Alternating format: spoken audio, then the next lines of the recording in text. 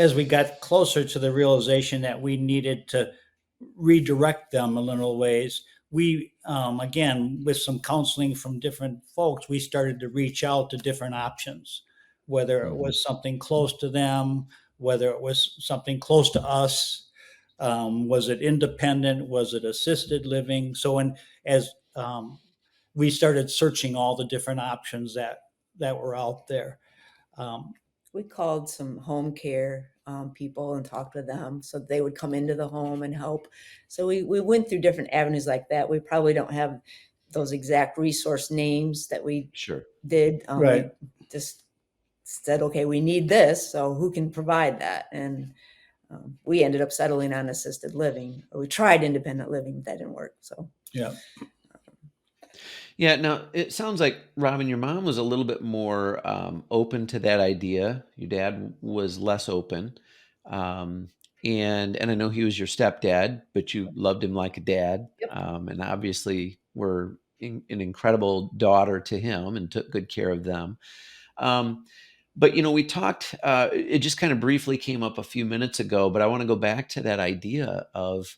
Um, respecting and honoring them and their wishes and what their true needs are. Because, sometimes it's easy to say, well, they're falling down. They need help. They need this. They need that. But they're whole people. They have emotional needs. They have social needs. They have all of these different parts of their being. And you don't want to intrude on that. You don't want to um, come in and be bossy or take control from them or anything like that. How did you navigate all of that? Like I remember in our conversation last week, you said it's important to have some things in place so that you can make decisions with them before you have to make decisions for them, or do it with them before you have to do it to them. Right.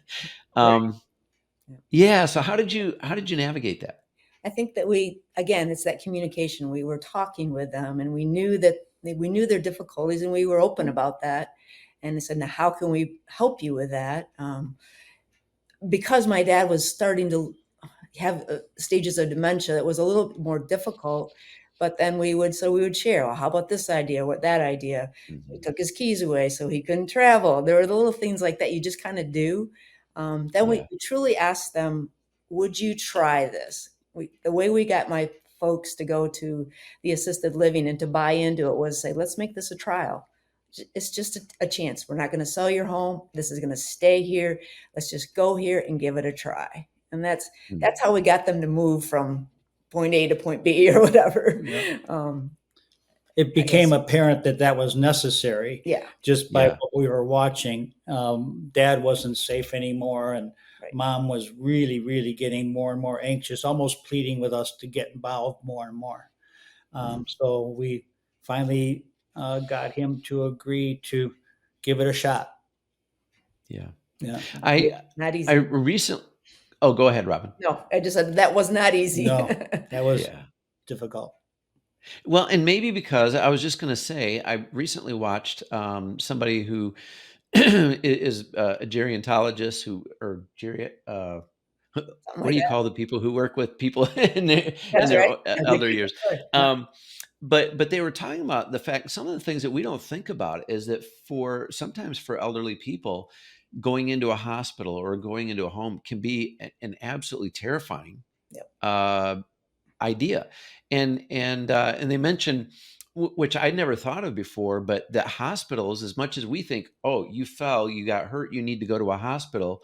Hospitals are busy places filled with strangers, fast paced, a lot of things going on. And for a person who's slowing down mentally, that can be a terrifying place. Right. I never saw it that way. Did you ever have any experiences where either i- i- they were extremely resistant and maybe it was hard to understand why? Did you run into that at all? All the time. Mm. All the time. Yeah. Um, when finally dad and mom agreed to give this assisted living, we did, because dad didn't want to leave his hometown, we found a facility relatively close to his hometown to make him feel more comfortable. But we did see once he made that move, he never quite accepted it, and he did deteriorate quickly. But on top of that, if he would have an incident there, Mylan, and fall and cut himself or hurt himself, and they would take him to the emergency room of that local hospital, those nights in that hospital room were terrifying for him. So the way you described it is really, really accurate. You take someone in that state of life and you move them to a facility that's supposed to help them.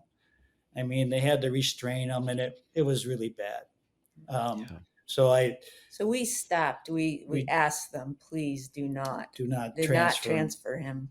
We'll accept whatever, you know, and then We'll- I would be Yeah. there. We We'll would come. be there. Yeah, But just let but us yeah, come. I think people need to be aware of those different stages of your parents' lives, and if they're not, and that care, that emergency room, or those helps aren't always big helps because Right. of where they're at. You know, Right. it helps. It's Makes not it the worse. kind of help they need. Yeah.